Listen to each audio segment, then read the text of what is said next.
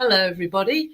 I'm here tonight with Steve Topple from the Canary, and we're going to be talking our way through the G20, COP26, the NHS, and also Steve has a partner who suffers from ME and perhaps complications of that. I'll leave him to say it. I know it's, I'll just call it ME. And he also does a lot with music. So we're going to be talking about all those subjects, and welcome to everybody that's viewing already. And Steve, can we bring on Steve? Hi. Oh, yeah. Lizzie Fletcher, hello. We were just saying how long it is since I think you interviewed me the last time at the NHS march. We're so old that we're trying to figure out how many years ago that was. Well, you're not that old. So old. We're not old, Lizzie. That was 2017, I think, wasn't it? I'm sure it's 2017 when I was out and about with a camera. What a different world it was then. And we were campaigning on the similar subject, saving our NHS. And we're still campaigning to save our NHS. And it's looking even worse and worse and worse, isn't it, for our NHS? But first of all, let's do it on a timeline. The G20, that was an exclusive club of mostly wealthy nations. And they met in Italy just before COP26, and they paid little more than lip service to the world's leading problems while preserving their own financial dominance across the world. USA, they fought hard for tech giants like Facebook, like Google, to be exempt from the one thing that they did try to implement, which was a minimum tax rate of 15% across the globe.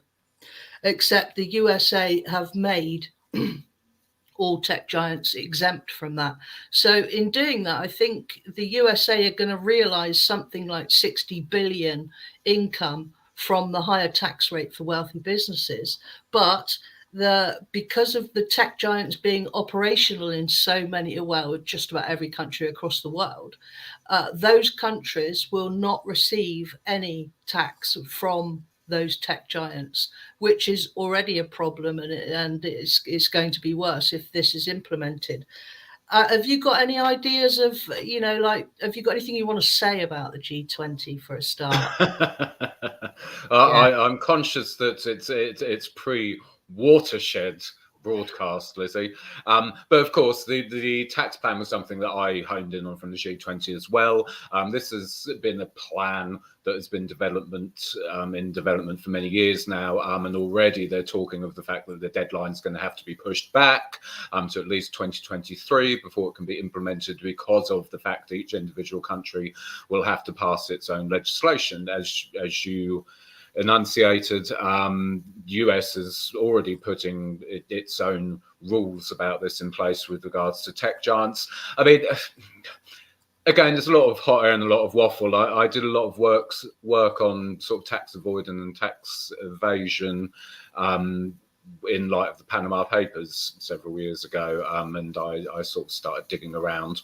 And even though I was shocked by what I uncovered about the way that most notably British, of course, jurisdictions like the British Virgin Islands, Cayman Islands, etc., have these mechanisms in place to allow so many offshore entities, as they're called, subsidiaries basically of companies, to funnel money through them and therefore avoid tax they're paying. Of course, Joe Biden's own state, Delaware, is another massive tax avoidance centre, which might have something to do with what he's proposing. But does it really change anything? Well, no, of course not. I mean, the thing is, excluding what Biden said about tech giants and social media corporations, 15% is still very low taxation rate for these companies. Yeah, wasn't it 21% or 26% that Biden himself was proposing? Or was it Trump even, perhaps? Trump proposed 21 to 26%.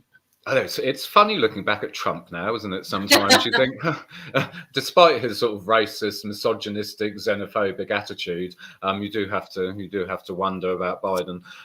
Look, I mean, the thing is, 15% is nowhere near enough anyway, as it is. Of course, the idea being to level out this across the globe, but when you have systems and structures in place which essentially make tax avoidance and evasion a systemic issue, then just saying that sort of the G20 countries and other nations setting this corporate tax rate of 15% will somehow solve the problem. It won't. But it won't solve the problem either of the fact that we live in this society, and our society is structured in a way, which I want to talk about in terms of COP26 and climate change as well, where these people think they can get away with this, where corporations somehow think they have the right to extract all this money, most notably quite often from the global south, which again plays into COP26, which we'll talk about. They somehow have this right to extract this amount of money. When I was researching what goes on in the Bahamas, with regards to tax avoidance, they publish a list of all the companies that pay tax there. Chevron, the oil company, multi-billion pound global oil company, they have 200, well, at the time, in 2016 when I did this, they had 263 different companies operating throughout the Bahamas, all fiddling tax from here, there and everywhere, and essentially meaning that their tax bill was next to nothing of what it should have been. And continents like Africa are the places which are most impacted by this. Huge amounts of tax being lost for the people of Africa who need it via these systems. And I can't see that what the G20 proposed is little more than, well, of course it's not more than lip service. We know this. I don't even know why I'm raising that question. It is nothing more than lip service. It's not going to change anything unless you say Biden is already making moves to exclude tech giants from this. So, yeah. And our mainstream media say, oh, it's a major shock that, that he's exempting the tech giants. And it's like, but you're owned by the tech giants, or you're owned by Murdoch or Reach or whoever you're owned by. You're owned by, mainstream media is owned 90% by the very people that are in the background of G20, making sure that their puppets, our politicians, say what they've been told to say. So how can they even pretend to be shocked?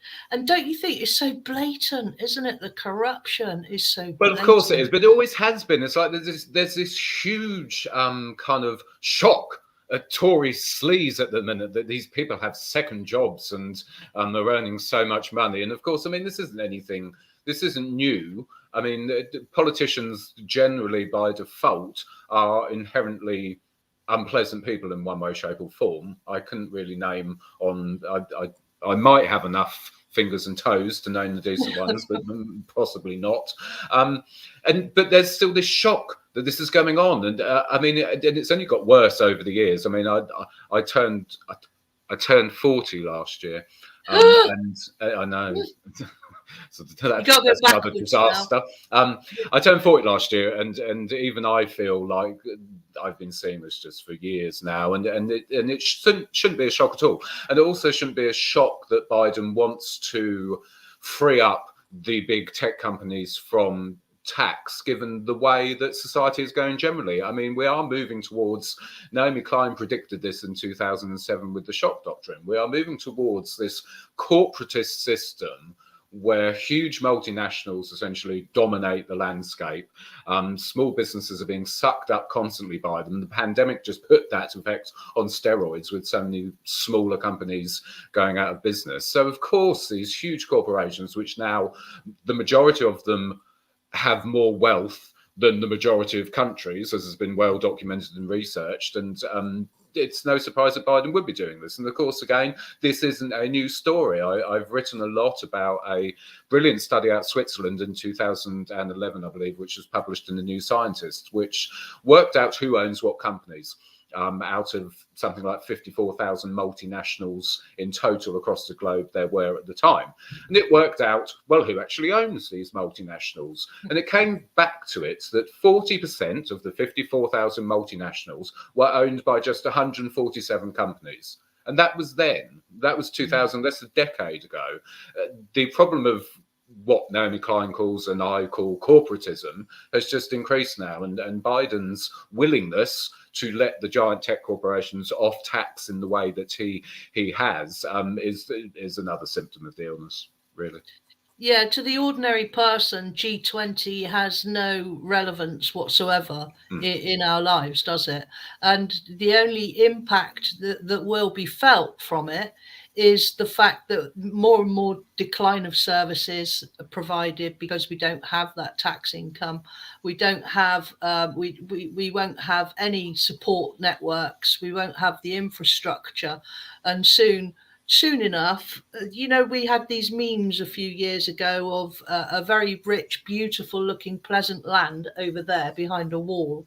And the rest of us were in slum dwellings on the outside saying, oh, the wealth will trickle down any minute.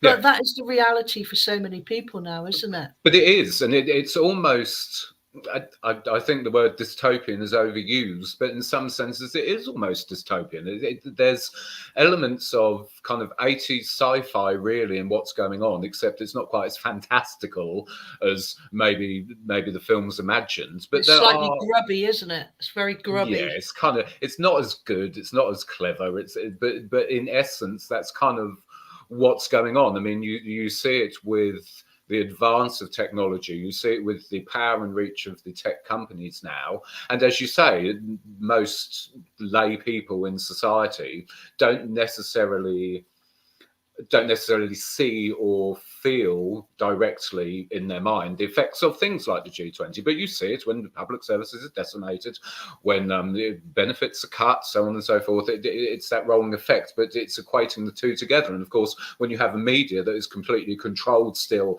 by these very same corporations, then of course it's going to be no different than when you have the corporations controlling the social media that people use. It is dystopian. It's just not quite the kind of flying cars and that kind of dystopian that sci-fi imagined. But the principles are still the same thing. It's like universal credit. I said way back in 2017 that universal credit was essentially this sort of dystopian world where all people who couldn't work, people who are disabled people, chronically ill people, single, lone parents, so on and so forth, would be lumped together under this sort of dystopian system where it was almost like an online slum, if you like, where people would be stuck on this, and the only people who get off it would be the ones who could work more and earn more and earn enough and climb the greasy ladder to get out of it. Well, even that's not possible, is it now? Because well, no, I'll come on to that in a second. Economy. Yeah, no, it's not. And I said back then in 2017 that it was this dystopian kind of nightmare, almost digital slum. And it's very interesting. Philip Alston then came out, the UN Special Rapporteur on Extreme Poverty, came out in 2018 and called it a digital sanitized version of a workhouse, which essentially is what it is. It's what they've created, because the creators of universal credit were essentially a group of, well, some of them were Christian fundamentalists who believed that people being in poverty was their own fault. It was a very kind of Victorian mindset of that they called it's these 5 pathways to poverty, which were addiction, mental health, welfare, dependency, and a couple of other things. And basically saying, well, poor people are poor because of their own silly mistakes, and we need to re-educate them to learn better and not be in poverty. And anyone who doesn't get re-educated to an adequate standard will be left on universal credit. And that's essentially what we're seeing playing out. And it's now actually been made even worse. I know we're going off topic slightly, but just briefly, it's been made worse actually by what Rishi Sunak did in the budget with the universal credit, because essentially what he's done by lowering the so-called taper rate, which is the amount of money that universal credit takes off people's earnings when they work. He's lowered it from 63% to 55% under the headline that people will get to keep more of their own hard-earned money. Actually, what he's done is now made it even harder to come off universal credit. The Institute for Fiscal Studies did this brilliant analysis where they said that a lone mother with 1 child with average rent would need to be earning £40,000 a year to get off universal credit. Yeah. I mean, if that's not just ridiculous, I don't know what is. And it also kind of defeats even Ian Duncan Smith's idea of universal credit, that it would end welfare dependency and it would pay people to be in work. I mean, 40 grand to be able to get off universal credit, but that's the reality of it. And it's just another example of the dystopia that we're seeing, and everything that was said at the G20 surrounding tax and big tech, and it's just a part of that. It infects all of our existences, really, and it's only going to get worse. Unfortunately, I can't currently see an improvement. But well, neither can I. And at G20, of course, the leaders of the free world, don't laugh too loudly. They'd already made their decisions, including the 1.5%, global temperatures. How's that going now? Well, we'll get on to that, won't we? So, Johnson has packed his trunk and said goodbye to the circus. Off he went with a trumpety trump, trump, trump. So he popped down to London to have a word with a few nurses, didn't he? Without a mask. Yes. He didn't wear a mask at the G20. I know. I was watching this morning today, Lizzie, as it happens, actually. And even this morning we're angry. Philip and Holly were angry about Johnson not wearing a mask after they courted him and took selfies with him back in 2019. But yes, another major scandal. Johnson doesn't care about anyone else. Shocker. Anyway, sorry, carry on. Well, no, it was a distraction. Of course, it's a distraction, a huge distraction. And while everybody is angry about Johnson not wearing a mask, they're not taking any notice of Geoffrey Cox, the MP who has spent very little time in this country, let alone in Parliament, and Patterson, and all the other corrupt Tory MPs. We can name the corrupt Tory MPs. We can't what quite. About 360 something of them, isn't it? I think there might be one or two. Like the old Dennis Skinner adage, isn't it? Half the people over there are liars. Yes. All right, half of them aren't liars. So he's gone. He went on his way back to COP26 last night. He said, right, I'm waiting. I hope someone's got some ideas when I get back. And some decisions are made. But they'd already made their decisions at the G20, and they've even reneged on those. So the only thing that is happening at COP26 in Glasgow is what's happening outside. The realization that the people are not going to put up with this anymore, that we're getting educated, that we're learning, and that we're getting together, which is something I must say this is what Jeremy Corbyn created. Before Jeremy Corbyn, would you or I have ever had the temerity to think that we could be a part of society reporting on reporting the truth about what's happening? Would we have had the courage? Would we have had the strength of character to do that? Maybe, and we'd have been heard by our local mates, our mates at the local pub. We'd have been heard by, our friends would have, and relatives would have like, oh God, they're on a rant again. Let's go and get a pizza takeaway or something. So, but I think that's what Jeremy Corbyn did. He enabled people to realise that actually that we have the power. And outside of the COP26, hundreds and thousands of people have been demonstrating and producing their COP26 TV. The Peace and Justice Project have produced an alternative COP26. DM25, which is Yanis Varoufakis, has gone over and contributed. George Monboyo's up there with the COP26 TV, which is Extinction Rebellion based, but it's a COP26 coalition, and it's all the lefty movements. And I'm a founder member of Extinction Rebellion. It was created here in Stroud. I'm sure all the audience knows this already. I won't bore you with the details, but all of us, with the exception of perhaps one, but all of us were just brought into this world of politics and how it impacts every aspect of our lives by Jeremy Corbyn and by his speeches and by his enabling of ordinary people to realise their own power and their own strength. So I think, the executive that goes on TV, if I feel so sorry for people who just watch television or read newspapers because they know absolutely nothing of what's happening, do they?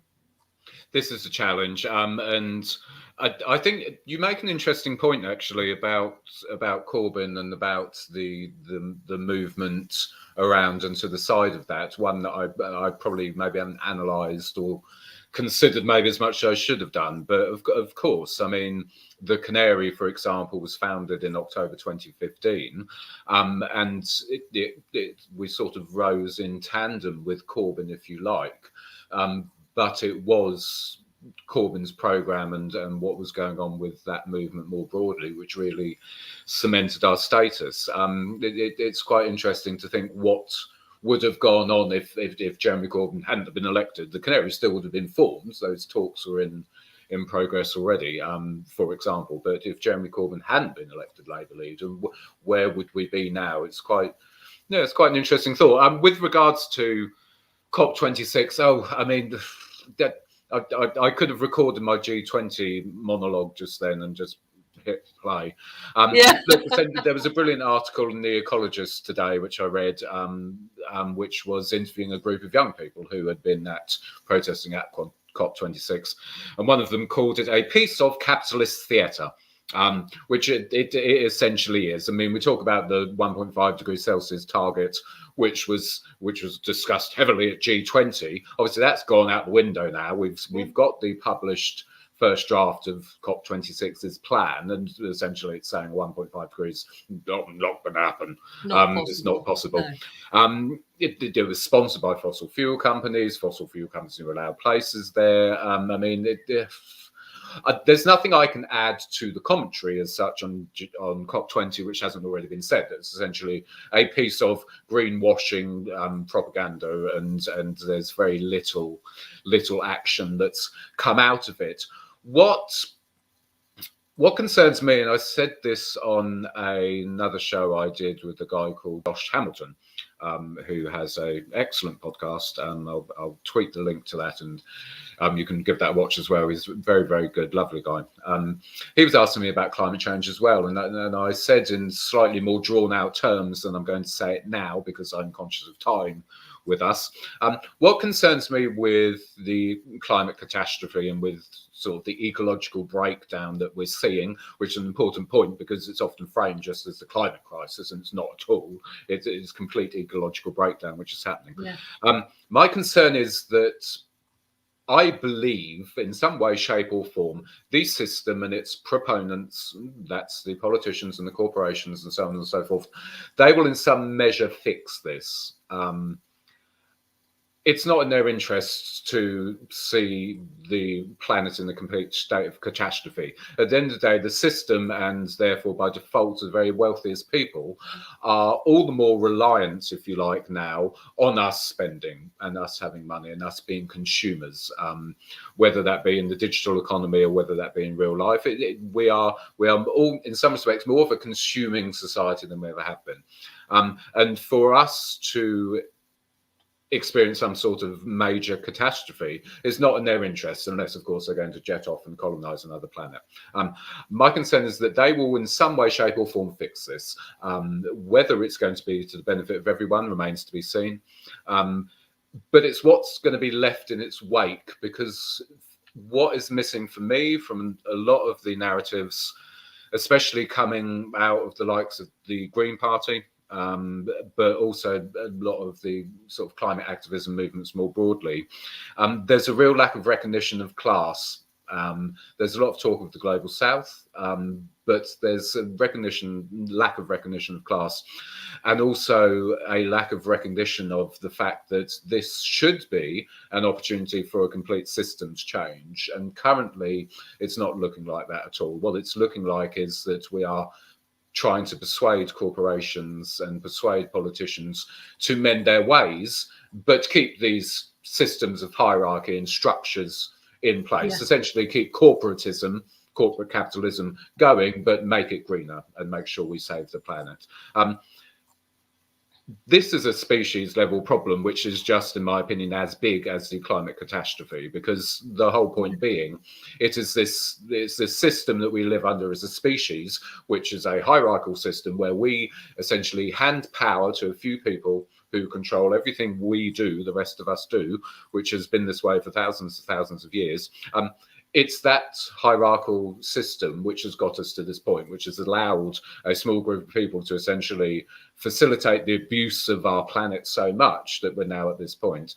And as I say, my concern is that, well, if we allow politicians and corporations to fix this, which I cannot see no other way, and no one coming with anything which indicates there's going to be anything else but that, then it's also going to cement the very system and the very way of thinking we have as a species, which got us into this mess in the first place. And it's back to dystopia again, essentially. And I see it as a major problem. As I say, I talked about this at length in another interview. I went on for about 45 minutes. That's sort of my potted opinion, that will save the planet in some way, shape or form. Whether it's to the benefit of us all or not remains to be seen. But the climate crisis will be averted, but actually will be in, if not just as bad, a worse position. Because we are cementing the power of just a very few people. It's almost as if I was thinking this today when I was considering what I was going to say. It's almost as if the politicians and the corporations are intentionally effing this up, or making it look like they're effing it up, and they're going to leave it to the last minute and suddenly perform a miracle, just because, again, it cements their power as such.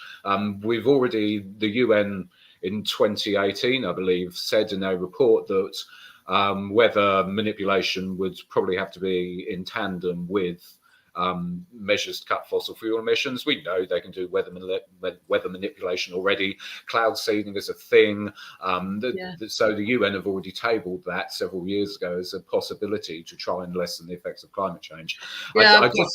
I've got a mate who was a pilot, and he got paid to throw concrete cement dust out of his plane because that's cloud seeding. Yeah, it used to be the realms of conspiracy theory, didn't it? But as I say, the UN, I talked about it with George Galloway, actually, several years ago. And weather manipulation is a thing. They did it during the Vietnam War. To mess up the Viet Cong.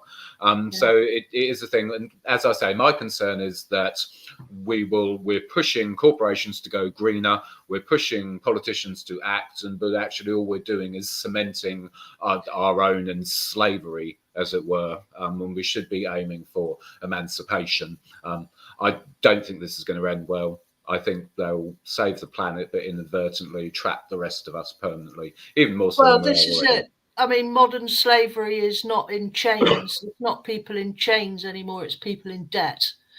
And talking of debt, that's going to lead us on to the NHS. So if you are in debt, you will not be able to afford to get your broken wrist fixed. You will not be able to afford glasses for your eyes. You will not be able to afford to get your teeth fixed.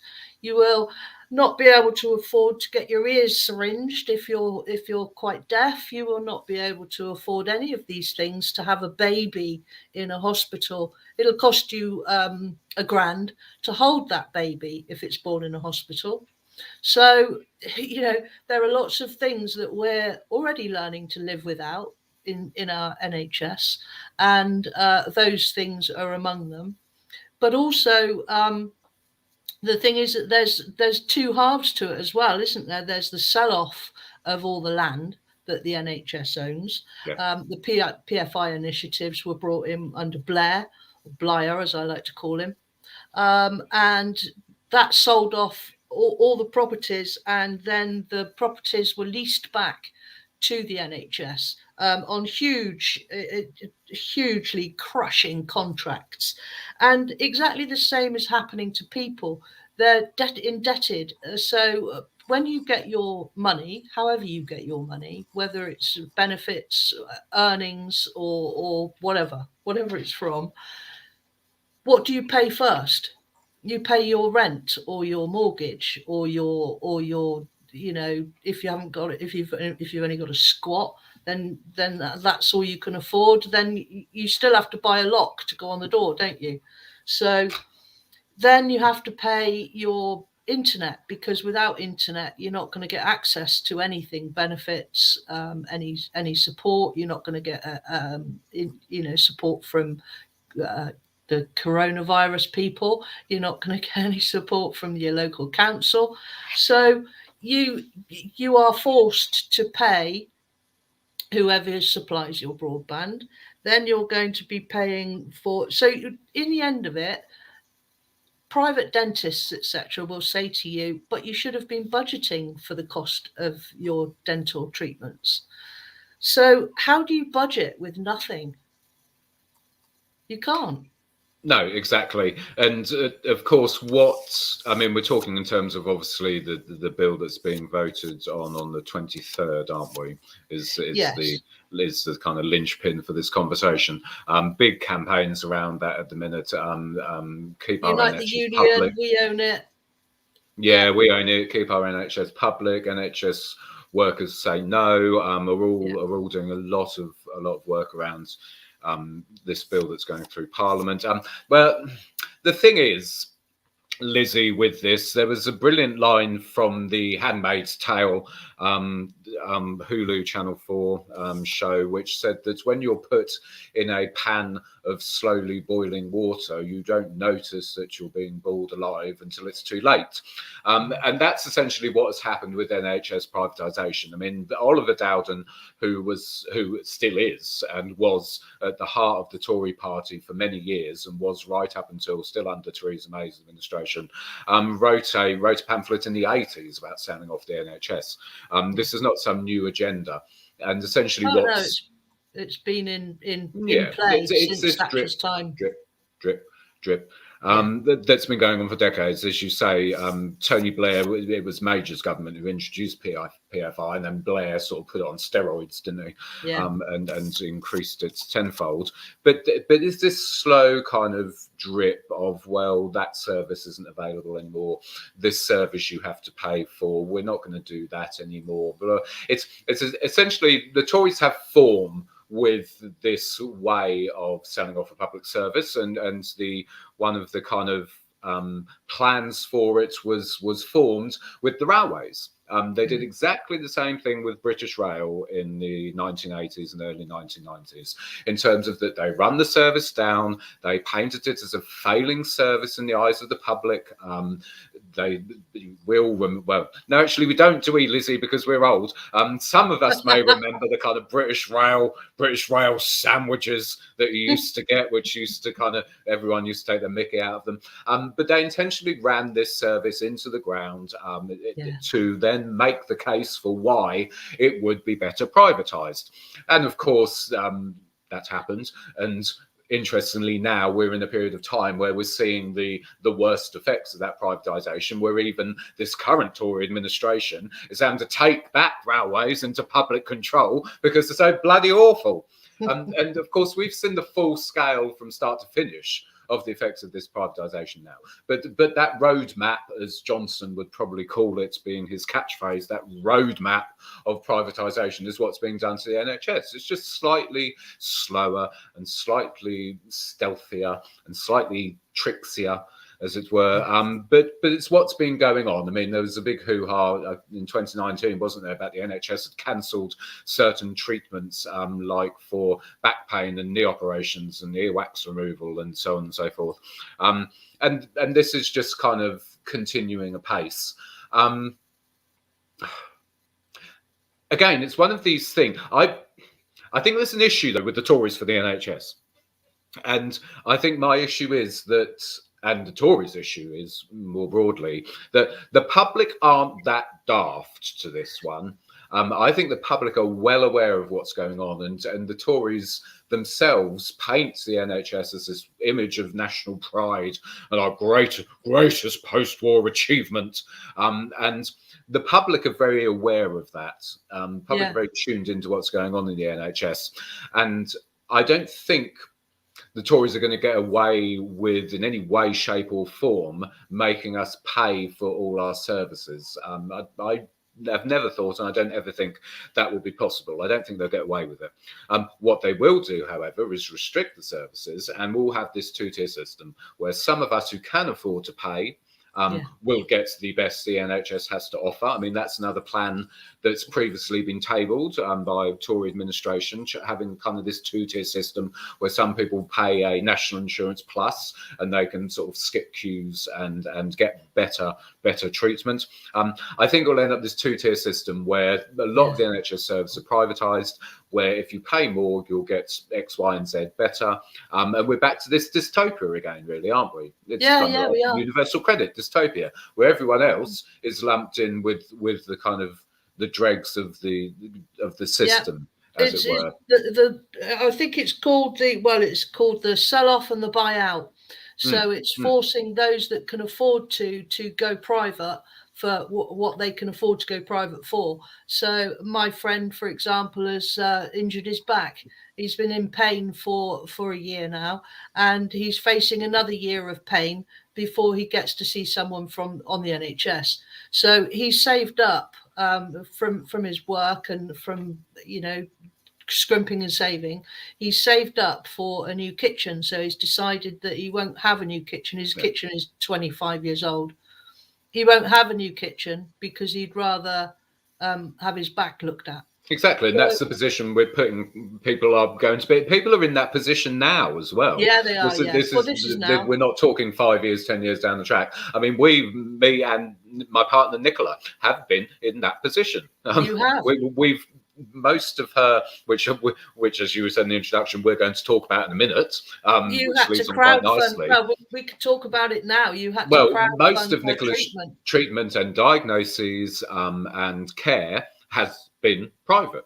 It's had to be, partly for reasons we're going to discuss in a minute, because it's not available on the NHS routinely, but also because that system already exists, where I literally booked an appointment for her today to see a gastroenterologist for next Friday.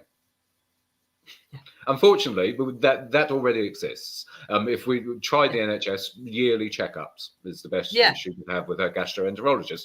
She can see one next Friday privately, and that's the position that many of us are already in. And we're back to this, as you say. It's a good comparison. Someone saves up for their kitchen. It's the same kind of scenario as the heating or eating scenario. I'm not going to leave her in agony if I can help it. Why would you? Of course you wouldn't. It's just human nature. And if push comes to shove, and I've said this publicly before, if push comes to shove, I'm not that proud that I will not take her private, because I will, because I'm not going to see her suffering unnecessarily when something could be done about it. But I don't want to be in that position, and no one wants to be in that position. And it's essentially we're back to heating or eating, the same kind of scenario again. And it's only how do you fund that? You're lucky enough to have a bit of a platform where you can ask friends and people that know you around you to fund it. Of course, most of it's been crowdfunding. If I didn't have a blue tick and the profile I have, it wouldn't have happened. It would not have happened. It's just as you say, have a choice. We're back to the glorious tech companies again have allowed me a platform where people have kindly and extremely generously helped us get to the point we're at now. So no, I can't just dip into some imaginary pot of savings I don't have to do this. But, and how many people do you think have any pot of savings? I would say, I mean, people don't like to. We're taught, aren't we? We're encouraged not to talk about finances publicly because it's a shame. It's a shame on us, isn't it? The fact. No, it's not. I've got £60 in the bank. That's all the money we've got at the minute, literally. Apart from some quids in the drawer. And of course, we're encouraged not to talk about it. They don't want us to divulge the reality of our lives, but I'm quite happy to talk about it. Got £60 in the bank, few quid in the drawer, electric meters on £4 something, I think. gas meters on £6 something, and that's the reality, and we shouldn't Don't shy even get away me from that fact. started on electric prepay meters and the corruption that entails. Oh my I'm God. sure I'm not the only one who literally the gas is just now ridiculous. It's just eating it up since the price rise. But anyway, that's for another show, Lizzie. We digress. Yes. Well, let's talk about first of all, your love for music, and that's got you went to school, to drama school, didn't you? Yes, I did. Yeah, yeah. That's kind of Does it come from that, or is it just because of where you live and the people that you hang around? No, life comes in circles, doesn't it? Really, and I trained to be a classical singer, double bassist, and pianist actually when I was younger. But this was again back in the day where music education in schools was excellent. I'm going Doesn't back exist anymore. 30 years here, where all of this was free in schools. We got to do it apart from my mum managed to scrape together singing lessons for me. But that's what I always wanted to do. I trained classically as a singer and pianist and double bassist, but also to the side of that I did acting and dance. I did ballet, tap, modern, jazz, and I got a scholarship to stage school. It was all a bit Billy Elliot, I suppose. Got a scholarship to this wonderful stage school that's Ruthie Henschel. If you know your musical theatre, you know who Ruthie Henschel is. Ruthie Henschel went to, as did Posh Spice. Victoria Beckham went there, and so I got a scholarship. Guaranteed to path to riches then. well, yes. I won't say what the teachers said about Posh Spice. Again, it's only 20 to 8. So I went to stage school, got the scholarship. I was the only scholarship kid there. Everyone else, mummy and daddy, was paying. I absolutely hated it. It was horrible. Yeah. The working class boy with all these sort of middle upper class kids. And I left after 6 months to work in Pizza Hut full time as a dishwasher because I enjoyed that more, quite frankly. So I thought music never going to happen again. But interestingly, through my work and notably through Nicola, really, who encouraged me to do this, music came back again into my life. It's always been there for my personal enjoyment, but to employ the skills and the sort of thinking and theory I learned as a teenager, I started doing obviously podcasts for the Canary and started doing music reviews for the Canary, and then other outlets sort of wanted me to write for them, and I do a lot of music reviews now and music interviews with artists as well. It's quite my focus is on dancehall and Afrobeats and reggae, which was kind of a natural progression for me, really. My dad was a semi-professional jazz musician back in the day. He worked he was one of Kenny Ball's jazz men. If you know jazz, you'll know who Kenny Ball is. He was one of his jazz men for a while. And so I grew up in a house surrounded by music. Jazz and blues mainly. For me, that naturally progressed to me listening to soul and hip hop, and now later in life, and I've expanded my horizons, that's again naturally progressed listening to reggae, dancehall and Afrobeats. So that's what I do. It's mostly kind of dancehall and Afrobeats, but I love it. I love it. It's like everything I did as a teenager was actually worthwhile, and I can now see the benefit of it, not only for myself but also more broadly, because music really does have the power to change, and a lot of the music I focus on is extremely conscious. It's got a lot of political messages in it. It talks about subjects and issues which are barely detached from the politics that you and I discuss and consider. Highly political, highly sort of socially aware music. So it fills all my wants and needs, essentially, this music. It's political, it's social, it's also brilliant. And I get to employ the skills I learned as a teenager once again, some 25, 30 years later. Brilliant. Well, that leads us on as well to the fact that Nicola encouraged you to follow your heart and pursue your music again. And she's the reason that you're so involved with the ME. And could you tell us a little bit more about that, please? Yep. Okay. So here comes the science bit. This is, so you're going to have to pin back your lug holes, everyone at home, and concentrate, because I'll try and make this as straightforward as possible.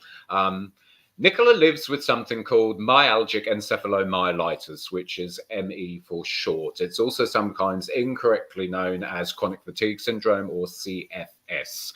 It's a neuroimmune disease, cause currently allegedly unknown. There's been a lot of controversy about ME over the years. It was what was once known as yuppie flu in the 1980s. However, its history stems back a lot longer than that.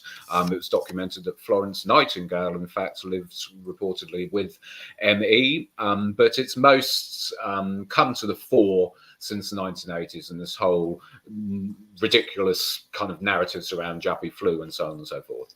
It's moved forward since then. A lot of research has been done. There's a far greater understanding of it now. But essentially what happens is a lot of people with ME, it comes on post-virally. They pick up a virus or several viruses and never properly recover. A lot of people at home will know about long COVID. It's very similar. The research is sort of coming out now, which shows the similarities between ME and long COVID. In my opinion, long COVID is ME. It's a virus which someone does not recover for, and they're constantly plagued by symptoms and illness.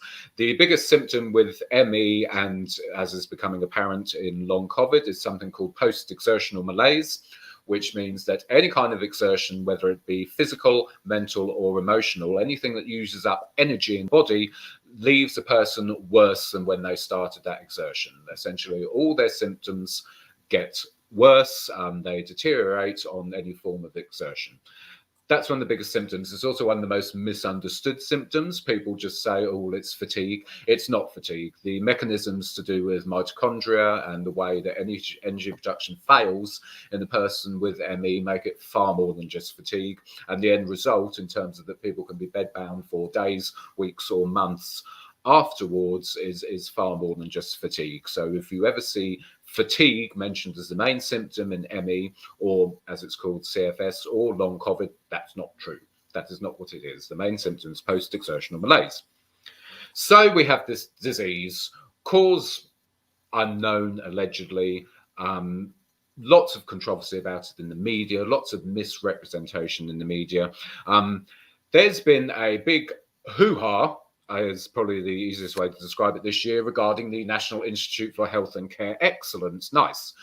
NICE issues the guidelines for treatment options that medical practitioners in the UK are advised to follow, and they issue the guidelines for ME. They hadn't updated their guidelines since 2007.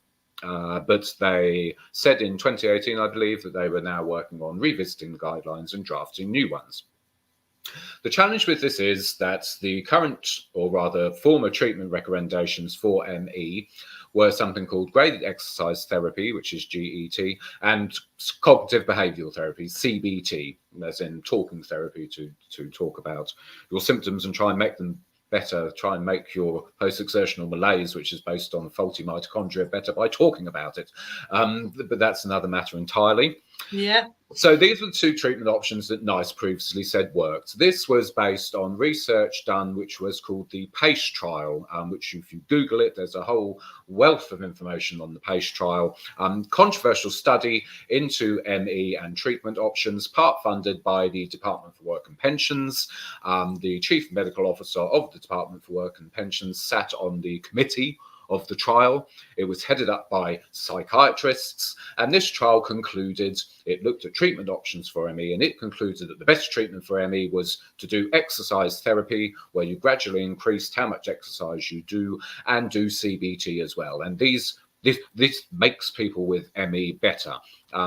Problem with the trial was that they fiddled the results. They changed, any decent bit of research sets parameters at the outset and doesn't change them. The PACE trial changed parameters halfway through the trial to make their results fit, essentially, with what the outcomes they wanted.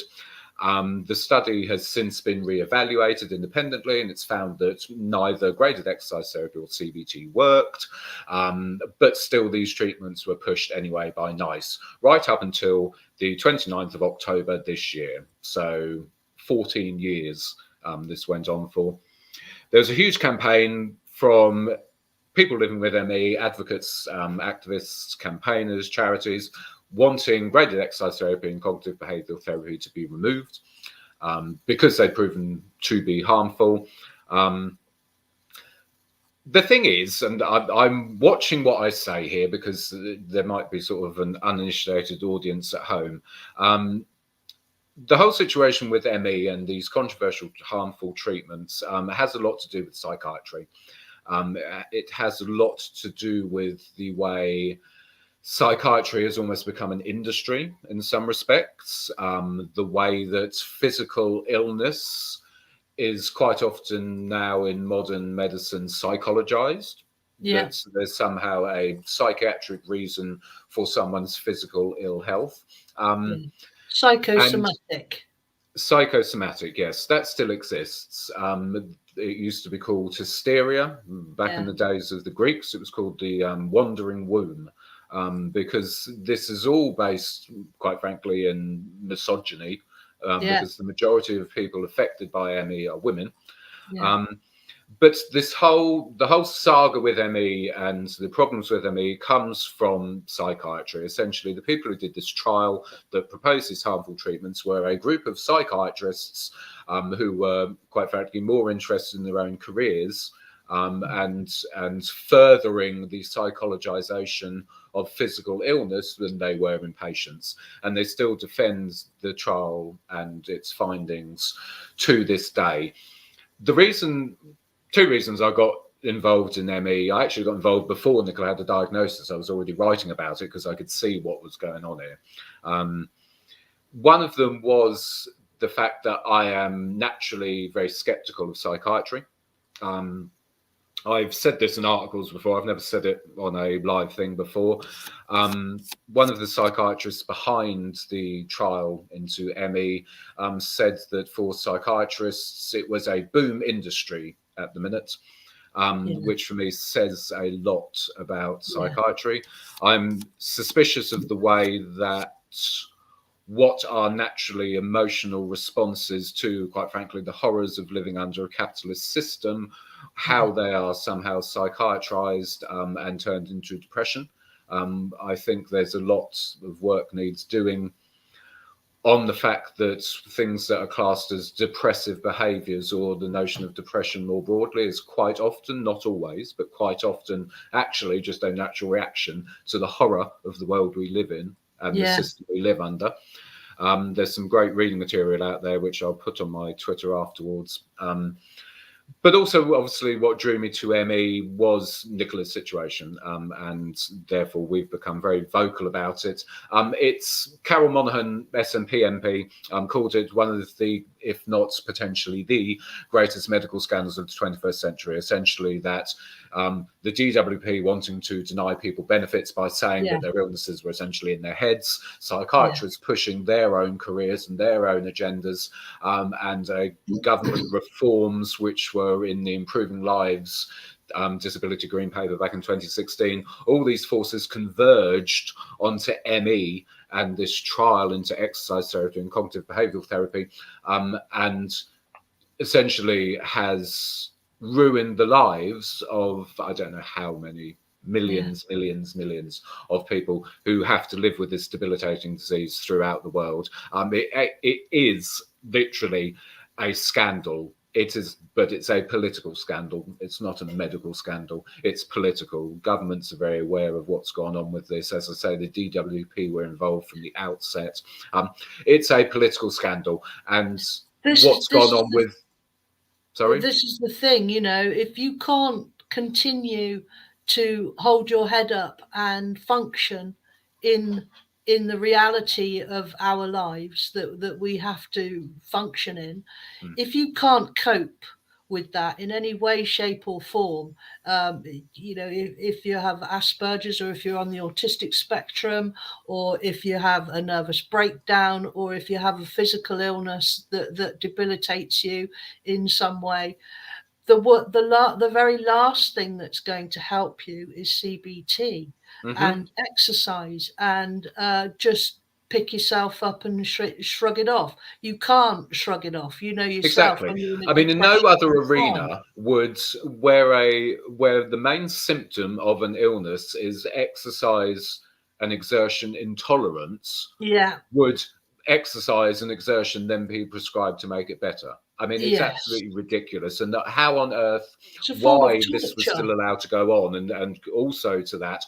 why CBT was prescribed as a cure for a physical illness that has its roots in virology, is how this shit was allowed to be gotten away with for so long. I don't know. But the problem is it's still being allowed to be gotten away with, because we're already seeing in long COVID, people are being given graded exercise therapy, the treatment that's just been ruled out for ME, that's already being touted by various. Well, they've changed the name to centers. Rehabilitation therapy here. They've called it graded management. GAM or something. GAMI, yes, graded activity management is what it's called now. It's just repackaged. But the thing is, this is the whole situation with ME and what's gone on also poses far bigger questions as well about how we view medical care and how we view medicine more broadly. The very fact that a physical illness, which has its roots in virology, can for so long be allowed to be dismissed as somehow psychological, and somehow in people's heads, and that they just need a combination of exercise and talking therapy to get better, poses far bigger questions about how we view medicine and how also medical how care we operates. normalise the mistreatment of these people. You know, these are our friends, our neighbours, our relatives, our loved ones that are suffering, and we're compounding their suffering and say, "Oh, just bloody grow up, will you?" You know? Exactly. Essentially, aren't we? It does, and it does pose bigger questions about ourselves as a society, because again, this is not another factor in ME is that while the political scandal surrounding it is huge, the treatment of ME patients by the medical establishment and by politicians and by society more broadly isn't actually that uncommon. If you look at other conditions like Ehlers-Danlos syndrome, which Nicola also lives with, I mean, it takes on average people at least 10 years to get a diagnosis of that. If you look at things like fibromyalgia, the research into that is almost still nowhere near finding a reason for it. Conditions like functional neurological disorder, again, you've got physical symptoms that are being put down to somehow, they say they're functional. That essentially means there's something psychiatric involved with the reason why their bodies are reacting to that. And it's not just ME. There's a whole spectrum of conditions, chronic illnesses, which are dismissed in this way and treated in this way. And for me, the whole situation poses very big questions about how we treat chronically ill people. There's also a disparity between chronic illness and disability, which is something else that has to be rectified. It's a huge topic, but at the root of it are literally, as one campaign group calls it, millions of missing people whose lives have just essentially been ended. Whether that be they have actually died because of the ME, or they metaphorically their lives have ended because they're bedbound and can't do anything all the time. And that's the bottom line here, and it poses huge questions about how we treat each other. How we humiliate people on a daily basis simply because they're ill. Essentially, it poses very big questions about us as a species. We've just about run out of time, and I would like to say to everybody who's been sending us lots and lots of questions, but I'm sorry, I'm here in the studio on my own. I think Gaz in the back room has been trying to answer some of them. If people have asked questions, I will stay on the YouTube for a while and answer anything that's been asked. So if that's where the questions are being asked. Yes, I believe they are, because of the fact that the Facebook live feed crashed. I know. That Mark Zuckerberg has got a lot to answer for, Lizzie. Yes, and I wonder if they're all, conspiring against us. They saw that Mr. Topple's on Resistance TV. Quick, shut it down. Yes, exactly. Look, I will So stay on the YouTube and answer any questions anyone's got. I'm happy. I don't mind brilliant. doing And that I all. thank you very much. And I'd just like Thank to you for say to having me. you, I appreciate Steve, the length and breadth of what we got to discuss, and yeah, obviously also G20 solved nothing, COP26 solved nothing. We're trying to save our NHS. Be there on the 22nd of November in London to try and protest outside the House of Commons about this ridiculous, awful bill that's going to remove every one of our services that our grandparents, great grandparents, whoever, that they came back from the war and they fought to get this installed, to get our NHS built. And now the very people that fought it then are trying to remove it now. So be there, please, everybody. Thank you very much, Steve. Thank you for having me.